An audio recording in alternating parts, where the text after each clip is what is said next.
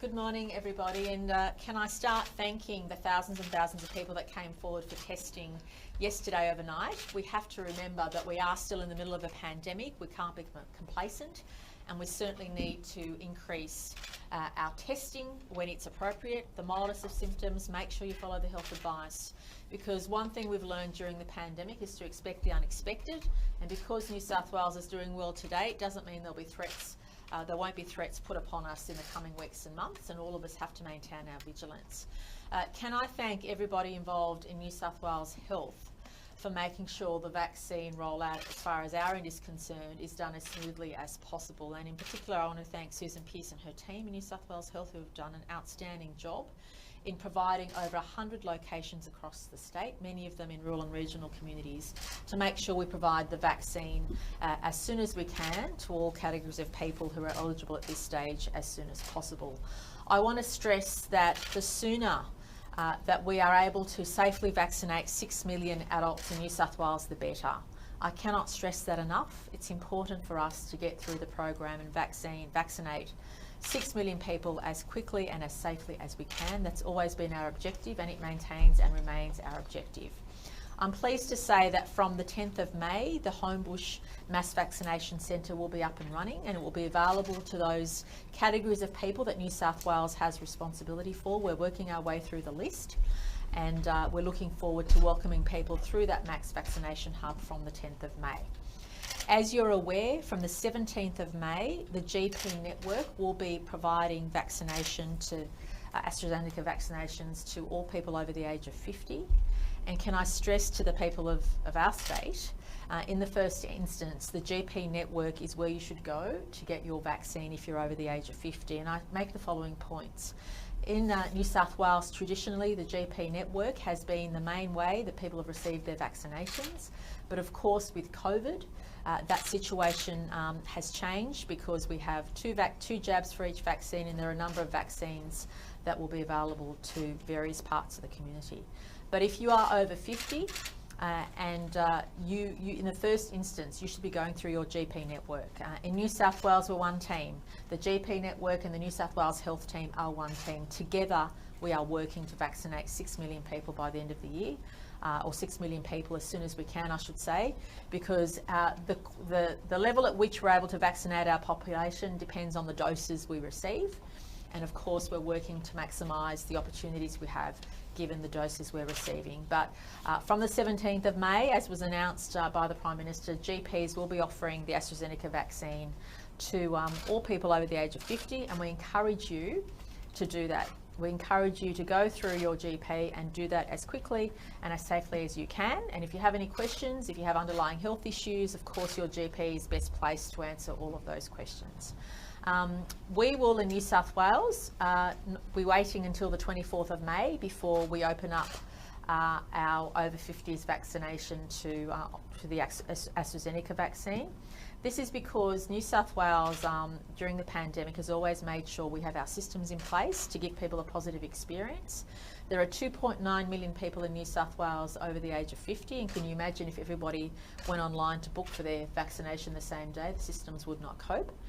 So from the 24th of May, if you can't get a dose of the vaccine through your GP, and if you feel you want to get a dose as soon as possible, you're able to contact New South Wales Health, and then you'll be assigned a booking date, which could be some weeks after you call. So I just wanted to manage expectations, because our priority in New South Wales is getting through all those key categories of workers and their families, so that if there is an outbreak, we reduce the rate of transmission. The federal government has also asked us to assist in vaccinating aged care workers, a category we weren't previously vaccinating, and also supporting them with some disability workers as well. And New South Wales has, of course, said yes. So it does increase our load in the categories of people that we're vaccinating, but we're pleased to do that, because these are the most vulnerable. They're also the workers who, if unfortunately they did get the disease, passing it on would be tragic for all involved. So New South Wales is stepping up in terms of the categories of people we're vaccinating, the families of people we're vaccinating, but also opening up our system more broadly from the 24th of May. But I do want to stress that if you are over 50 and have eligibility for the AstraZeneca vaccine, please make sure in the first instance you go through your GP. If you don't have a GP and you would like the vaccine as soon as possible, then you can contact us through the booking system which we're establishing and which will be up and running by the 24th of May. But even then, please know you might have a wait depending on how many people contact us during that time. As I said, and I will stress again, we are very keen. We have a sense of urgency about vaccinating our adult population as soon as we can. It's really important for our future because we don't know what's around the corner, but what we do know is that the vaccine is effective. Either vaccine is extremely effective. It doesn't mean you won't get the disease, it doesn't mean you won't pass it on, but if we're serious about keeping people out of hospital and resuming normal life as soon as we can with COVID, well then we must vaccinate our adult population. And again, I can't thank our New South Wales health professionals enough. Even though every state has their challenges, we are the state with the highest population. We are the state welcoming home the most number of Australians every single week. The pressure on our system is enormous, but we're always ready to step up to do what's right for our state and our nation. And I ask everybody to please be patient, but also please know that as a government, we have a sense of urgency in safely administering the vaccine to all of our adult population as quickly as we can. And please watch out for our public announcements on various categories of people who are done through the New South Wales health system. But for the public, the vast majority will be getting their vaccine through the GP network. And as an aside, I want to thank the GP network in New South Wales. They have been absolutely amazing under very difficult circumstances, under very challenging circumstances. The GP network has always, unlike other states who've relied on multiple vaccination systems, in New South Wales traditionally vaccinations have been done in the main through the GP network. And I want to again send a very strong message to the GP network in New South Wales that we are one team. We'll be working together to vaccinate as much of our adult population as we can. And as you appreciate, the daily updates on vaccinations now involve and include the GP network as well as those vaccinations done through New South Wales Health. I'll now ask Dr. Chant to give her updated advice on COVID and related matters, and then any of us are prepared to take any of your questions. Thank you. Thank you, Premier. So New South Wales recorded no locally acquired cases of COVID in the 24 hours to 8 p.m. last night, and there were 9 new cases were acquired overseas. As the Premier has indicated, it's pleasing to see those tests increase to 16,635 in the 24-hour period. I just want to alert the fact that we have had another sewage detection positive in the Allambie Heights. Pleasingly, that it still remains at quite a low positivity, not trending upwards. We are not aware of anyone who has been released from quarantine that is residing in that area, but obviously there are travellers that move around, and we do know that you can shed the virus for a significant period after your infection. But we do want to remind the community that if you have the most minimal of symptoms, particularly if you're in that Allambie Heights area, and I'll read out the suburbs that picks up: Allambie Heights, Balgowlah, Curl, North Curl, North Manly, Freshwater, Collaroy Plateau, Narrabeen, Wheeler Heights, Oxford Falls, Dee Why, Cromer, Beacon Hill, Narraweena, Brookvale and Frenchs Forest. We will be recollecting that sample today, and we will be in very short intervals continuing to monitor that sewage catchment. And additionally, we are still waiting for our Burwood Beach result in the Newcastle area to be repeated. That sample is in the lab, and we're just waiting for a test result, as well as Merimbula. I'd also like to give you an update on the transmission events related to returned overseas travellers. So we have thoroughly investigated the nature of the transmission between the unrelated returned travellers in adjacent rooms at the Adina Hotel Level 12 in early April 2021 and the Mercure Hotel Level 10 in mid-April 2021. So just to be clear, these events are unrelated. It's been now more than 14 days since the last positive COVID case was detected in both hotels, and following extensive investigations and testing of both guests and staff who worked on the affected floors in each hotels, no further cases of transmission have occurred, so a very pleasing outcome. I would like to take this time to also thank the hotel staff, the guests, for their support in the investigations. Hotel staff and the police and security services continue to play a vital role in keeping us safe and deserve enormous credit for their work, particularly in these difficult investigations. While there was evidence in each hotel of limited transmission between guests in adjacent rooms, the exact way the spread occurred remains unclear, despite thorough epidemiological, engineering and infection controlled assessments. At the Adena, the transmission could have occurred through aerosols down drifting between the two rooms or via a shared partition balcony. And regardless, additional precautions have been put in place to minimise this ongoing risk. And as I've indicated before, we continue to look at all of these transmission events, use a quality improvement approach and try and put in additional safeguards and controls. But with the rate of disease overseas, we're going to see positive cases in returning travellers, and it's important that we remember this risk exists.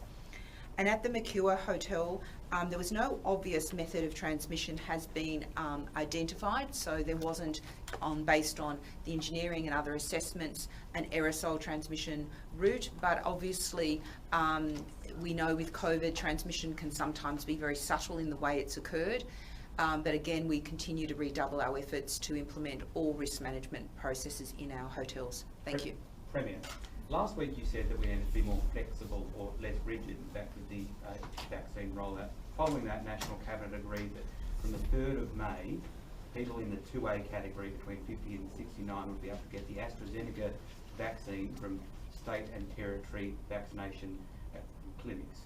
We've got 80% cancellation rates in our vaccination clinics, from what Minister Hazzard said. So why are people aged between 50 and 69 now having to wait an extra 3 weeks to even make a booking to get an AstraZeneca vaccine at a state-run vaccination clinic? A couple of reasons. Firstly, New South Wales needs to make sure we have our booking systems up and running. Other states don't have the sophisticated online booking systems we have.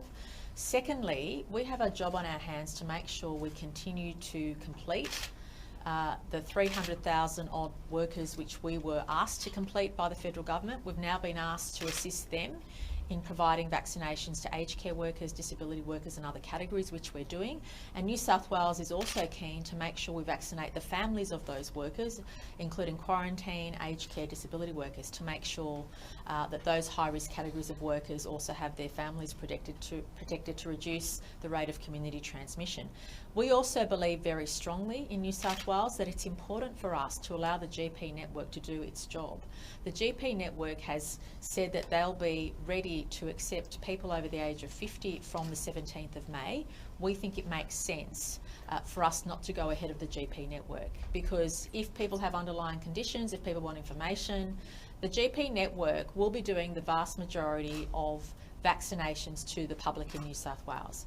Our government was initially asked to do around 300,000 vaccinations. I've been very vocal in saying we need to have more flexibility, and it's great that the age of people over the age of 50 that can have the vaccinations has been moved forward. New South Wales is also stepping up and doing aged care workers as well as disability workers and any other category which has fallen behind on the federal government's list. So we want to make sure those that are in the highest risk jobs, those are the most vulnerable in New South Wales, get the vaccination first, and then obviously it will be open to the broader community in New South Wales from the 24th of May. And when you look at the scheme of things, I don't think a few weeks will make a difference, but what will make a difference is having people confident in the system. We don't want people ringing up and having a bad experience. We don't want people ringing up and being confused. Doing it on the 24th of May gives us the chance to get our systems in place to make sure people have a positive experience when they call us, but also again allows us to stress that the vast majority of people in New South Wales who are over 50 and getting the AstraZeneca vaccine, the vast public, if you're not in one of those key groups, will be getting it through their GP network. That's how it's always been in New South Wales. However, the New South Wales government will step up and support those communities that may not have a GP, people who may not have a GP and people who just want to go through one of our clinics to get the AstraZeneca, and that will all be available from the 24th. In the greater scheme of things, given the extra load we've taken on, I don't think that will matter. A few weeks opening up to the public over 50 will not matter in the bigger scheme of things, but what it will do is allow the GP network to do what they've been tasked to do, because in New South Wales we are one team. The GP network and New South Wales Health will be working hand in hand. That's how it's always happened in New South Wales, and that's what we need to do. We need to make sure we use the full capacity of the GP network as well as our full capacity capacity. If we have the available doses, we can do around 60,000 a week. That's assuming we have the available doses, and that's why it's important, given the recent health advice around the AstraZeneca, that we program our rollout in this way. But please let me be clear, once we get through all the categories we have to get through in New South Wales Health, once we know the GP network is up and running with over 50s, of course, we will then be able to open up in a different way as well. But I want to be very clear, New South Wales is never afraid of doing things our way, because we want to make sure the systems are in place, there's growing confidence in the system, and that as many people as possible get the vaccine as soon as possible. But from a public health perspective, we need to make sure those categories of the most vulnerable, and also those categories of workers and their families who haven't had access to the vaccine yet but need to, are vaccinated soon. Premier, you were in the National Cabinet meeting last week when you agreed to open state-run vaccination centres for people aged between 50 and 69 and 2A by the 3rd of May. What's changed between then and Well, now? in fact, nothing has changed. I made my views very clear at that meeting. My views have been consistent. I think it's important for the GP network to start before the state does, or at the same time, and my view has not changed. And what I've always said in New South Wales is we want to vaccinate our population as quickly as possible, as safely as possible. We also want people to have a positive experience. We are the largest state, and we want to make sure things run as smoothly as possible, but we also want to make sure our GPs are supported. They will have access now to AstraZeneca to provide to over 50s from the 17th of May. So it didn't make sense to us in New South Wales to go earlier than the GP network, because if people do have underlying conditions or have questions about their overall health, the GP network has always been the best port of call. But of course, from the 24th of May, and again we ask people to be patient, there are 2.9 million of us, including myself, who are 50 or over in New South Wales. That's a lot of people, and we need to make sure that we utilise our GP network as well as our own New South Wales health systems as best as possible. I'm pleased about the decision of bringing the over 50s forward. I think that's the right decision, and that's why I was extremely supportive of having the GP network open up. In fact, I was one of the first that said it's important for us to have our less rigid rollout. It's important for us to open it up to those categories, and that's why I'm pleased that from the 17th of May, the GP network will be open to anybody over 50, and we recommend you go through your GP in the first instance. But if you can't, if your town, and in fact there are some locations around the state that are isolated that don't have GPs, where we'll step in, of course, and provide it. But it's important for us to make sure our systems are right, people have a positive experience, and let's never lose focus of the end outcome, which is to vaccinate 6 million people in New South Wales as soon as we can, and that's dependent on some things outside of our state's control, but some things we can do, and that is make sure that our public has a positive experience when they contact us. So Premier, do you believe then that other states are going to run into issues if they do go ahead with that initial date? Look, that's a matter for them, but all I can do is say that until this point in time, I've relied on the wonderful advice I have from our New South Wales health experts, but also those experienced in logistics, and operationally we have not been let down. And I also want to stress how much stress the New South Wales health system is under.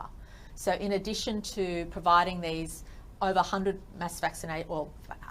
sites for vaccination, in addition to having to make sure that 3,000 people coming in every week from overseas are done so safely, we have more than 5,000 people in our quarantine system at any one time. And on top of that, we have to make sure our EDs are running, the hospital system is running, elective surgeries are happening. There's a lot to do. And we've always prided ourselves in making sure we take decisions that are in the best interests of public health and safety, which is our #1 priority, but also in making sure that we build confidence and citizens have confidence in our systems. And as I look around Australia, New South Wales has often done things a bit differently, and I'm not embarrassed by that. I'm actually proud of that, because we have to make decisions based on our systems, our population and our circumstances, and if other states want to do things differently, that's for them. What can you do about this problem of many people, and it's growing, it seems, not wanting the AstraZeneca vaccine over 50? Well, I think that will change in the next few weeks, because if you look at the number of people, I mean, we've nearly vaccinated 600,000 people in New South Wales, including the majority of those have been through their GPs, and all those that have gone through their GPs have had the AstraZeneca vaccine. So look, we won't pretend that there's a small percentage of adverse reaction, but that's with anything that you take, and it's far safer for us to have our population vaccinated than not. We don't know what challenges the pandemic will throw at us. We don't know what's around the corner, but what we do know is the efficacy of the vaccine, how important it is for our population to be vaccinated, how important it is for our population to be vaccinated as safely as possible, as soon as possible. And that's why it's important that when you go through your GP, or in fact when you come through one of our centres, make sure you read the consent form, understand everything, ask the right questions, and people should not be worried about getting the vaccine. The advice that we receive, that we rely on from our regulators at the federal level, is that for over 50s it is safe. There are always a small proportion, a very small proportion, where there could be adverse consequences, and all of us have to be open to that. Everybody will assess their own health risks. Everybody will assess what they think is in their best interests. I believe that most people will make the assessment that it's okay to take the vaccine if you're over 50. But again, that's up to them. It's up to individuals to assess that risk. And therefore, in the first instance, the GPs are the best port of call through that. But I think as the weeks go on, confidence will grow, because people will say as they go through their GPs, and that is why for us it's really important to utilise our GP network. That will grow confidence. If your GP is giving you positive advice that it's okay to get the vaccine, more people will take it, and then the more people that take it, the more confidence it will grow, and the better systems we'll have to provide that mass vaccination to the broader public. Now, all this depends on the doses we get as well, but we also need to look around the world to see how many people are being vaccinated, and we can't afford to have Australia fall behind, firstly for health reasons, and secondly also for other opportunities that we might miss out on if our population isn't vaccinated. Just in regards to hotel quarantine, has the New South Wales government been in conversations about providing a separate facility for Olympians when they return from the games? There's been some discussion about that design. Not to my understanding, but we wouldn't want to tinker with our quarantine system in New South Wales. Can I make that point clear? Our system is not perfect, but it served the citizens well, and I think it would be a dangerous call to try and change things at this point in time. We know what our capacity is, and whilst obviously we've been bringing people home consistently, Australians home consistently, our capacity is, once you go over 5,000 people at any one time being in our hotel quarantine system, that causes, with the vaccination rates where they are, that causes a lot of stress for us. Around 5,000 is a safe number for us to have. And we're not fussed as to what comprises that 5,000. If it includes athletes, it means that others waiting on planes miss out. So the constraint for us is the police and health officials say to us, you know, between 5,000 and at a stretch 5,500 is a safe number for us to manage the quarantine system. But I should add that at some stages we've gone over 6,000. At some stages when things were critical and Australians were desperate to come home, our system was really pushed to over 6,000, and as soon as that occurred, I went back to the federal government and said, look, the advice I've had is a safe number is between 5,000, 5,500 at a stretch.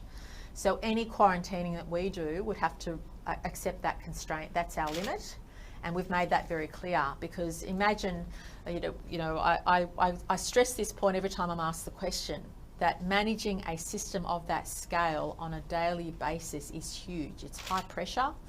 So we're asking our health department and our police not only to worry about the quarantine system, but also the vaccination rollout, and also keeping our hospitals running so that people are getting the healthcare they need on a daily basis. That is all a lot of pressure, and that's why I'm always very forward in making the views of New South Wales very clear. I don't think any other state comes close to doing or to matching the burden we've borne consistently.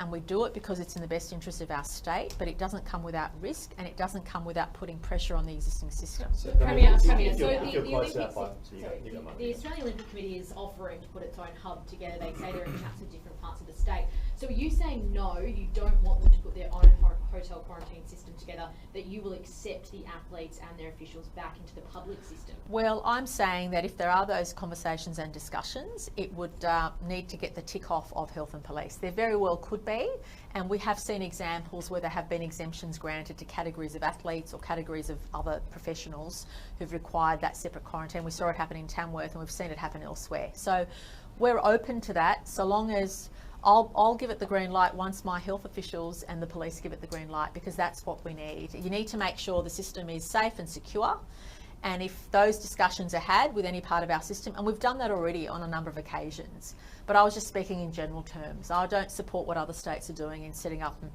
new systems in the back of nowhere, because you require staff, you require quick and efficient transport, you require proximity to airports. Now that's why our system works. Again, it's not perfect. And we've seen again, as Dr. Chant highlighted today, how easy it is to have the virus spread through aerosols, or in one example we provided a few weeks ago, simply because one of the doors had extra gap underneath it compared to the others. So we know how contagious the virus is.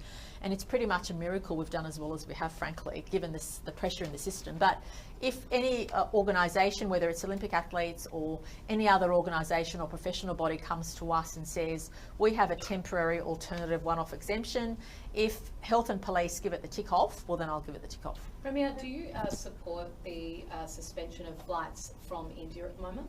Look, can I firstly say that my heart absolutely breaks for what's going on in India, and I know that many of our Indian community here in New South Wales are feeling extremely stressed and devastated with what their own family and loved ones are going through. And for those of us who've got relatives overseas, we know what kind of stresses and pressures exist. Unfortunately, I do say that I do support the pause for a month, but I also support Australia and New South Wales, where we can, will be part of the humanitarian effort to provide support to India in the meantime. I think the pause is for a short time only. It's only a couple of weeks. And remember, we did this pause earlier for the whole quarantine system. We actually halved it for a period when those variants were coming out. We didn't understand it. So what this allows us to do is just to understand what the variants are doing, and to understand what those cases are. Because remember, when you have a certain category and certain number of people with the disease getting on the same plane, getting on the same transport, it does just increase the risk of everybody on that mode getting the disease. And I was just advised overnight, we've already had double-digit new cases in our quarantine system, which we'll report on tomorrow. But the increasing incidence of disease in some parts of the world is very substantial. It's impacting us in our quarantine system. And I appreciate it's very difficult for those who are waiting for their loved ones to come back home. But I think a pause of 2 weeks, which the Prime Minister announced, or 3 weeks, which the Prime Minister announced yesterday, is sad but appropriate. But in the meantime, what we can do is build our systems to make sure that we can continue to welcome people from India when it's safer to do so. But also in the meantime, we also need to think about ways in which we can compassionately provide humanitarian aid to India in any which way we can, whether that involves improving their ability to manufacture their own oxygen, or providing those supplies to assist their population. Do you expect that those flights would resume in 3 weeks at the time which Prime Minister Morrison has already said they're going to resume? We've always followed the direction of the federal government in relation to those matters and their advice. We are responsible for quarantining Australians once they hit our shores, but decisions around who comes and when is the federal government's responsibility. And so our responsibility as a state is to make sure that once everybody hits our shores, that everything is done safely to accommodate them, and that will continue.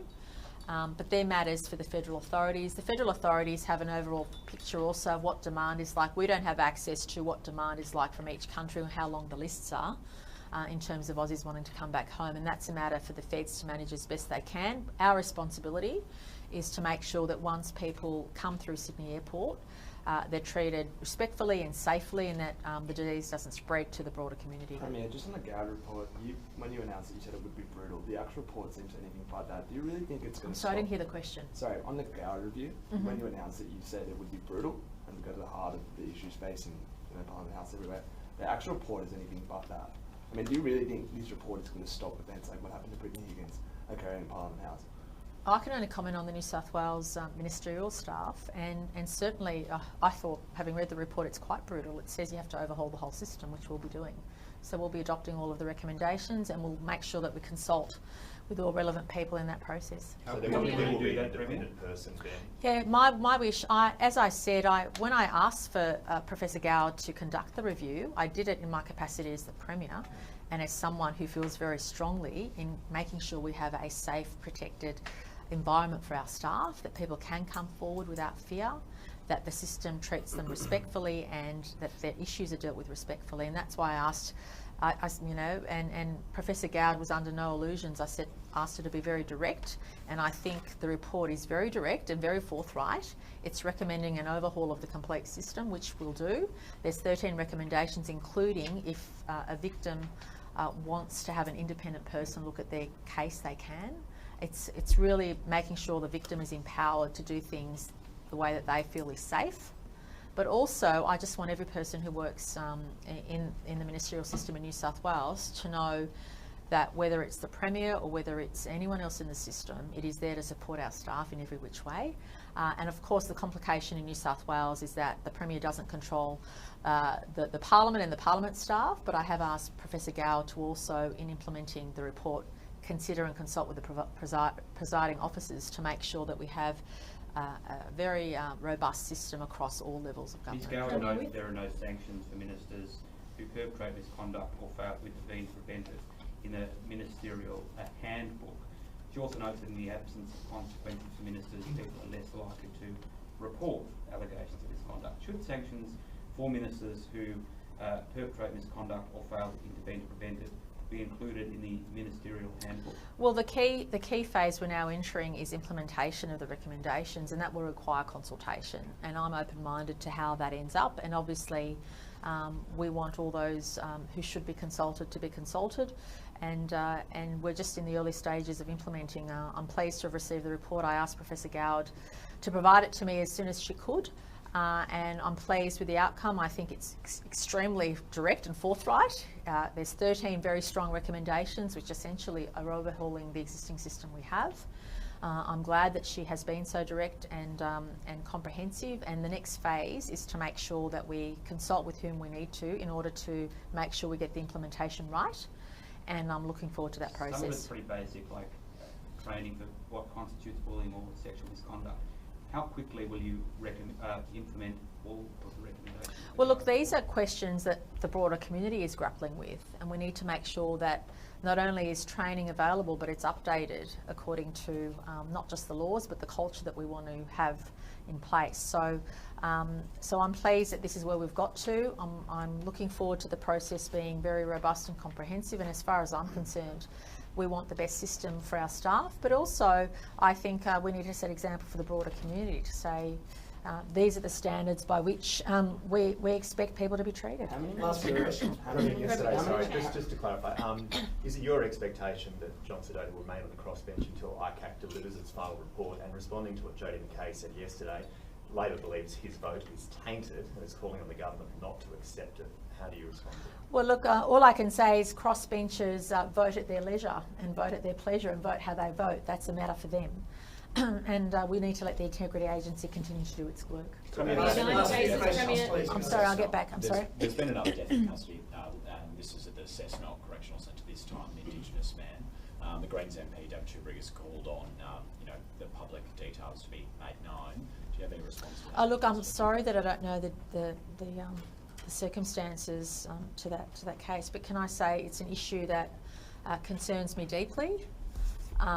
It's an issue, unfortunately, where too many people of Indigenous heritage are behind bars and shouldn't be, and these are issues we need to deal with, and it takes more than one answer for me to be able to provide it comprehensively, but can I say it's something I feel very strongly about and something I think we need to address. Premier, 90 cases today. I'm sorry. No.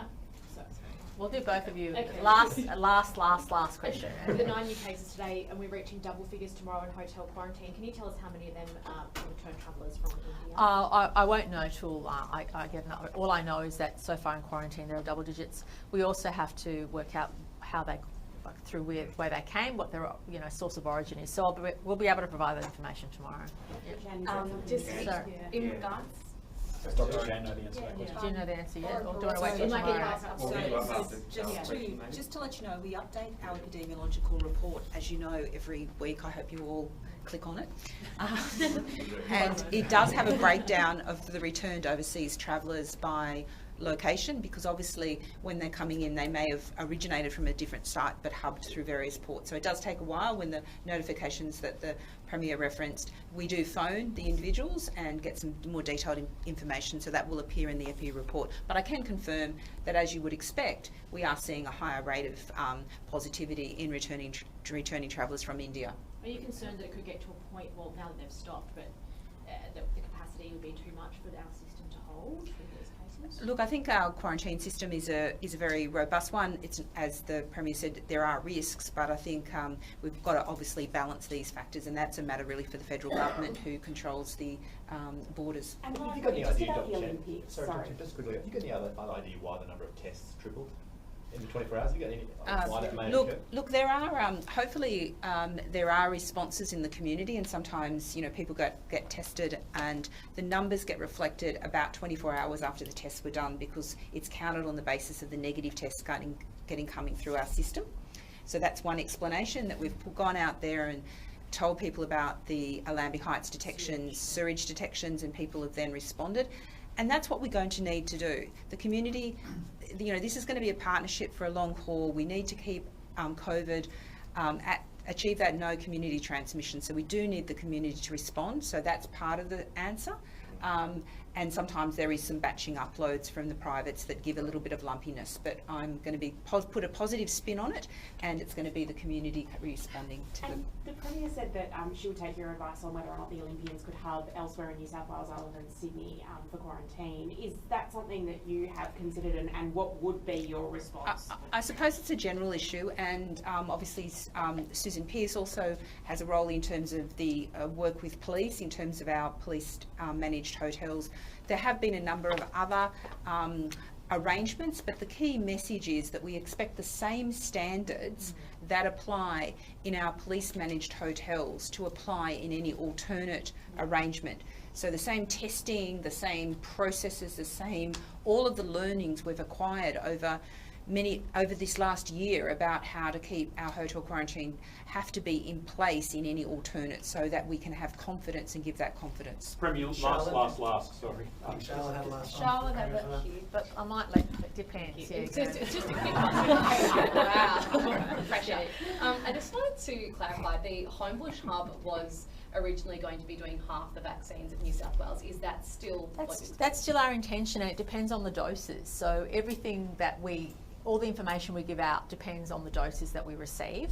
But we anticipate that if we had all the doses we needed, we would be able to, when I say we, the New South Wales health system would be able to do around 60,000 jabs a week, and we'd expect half of those to go through Homebush, and the other half to go through the 100 other sites we have available, including the vast majority which are in our rural and regional communities. So that's what we anticipate. But I do want to stress that this all depends on the number of doses we have.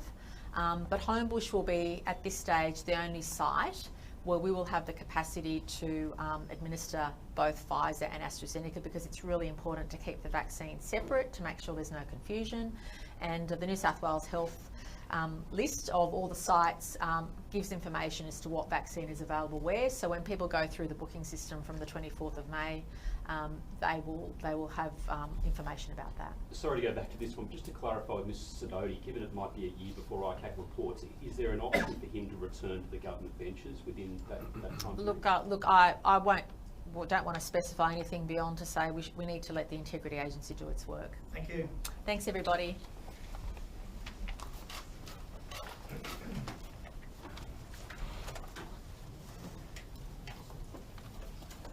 That's my topic.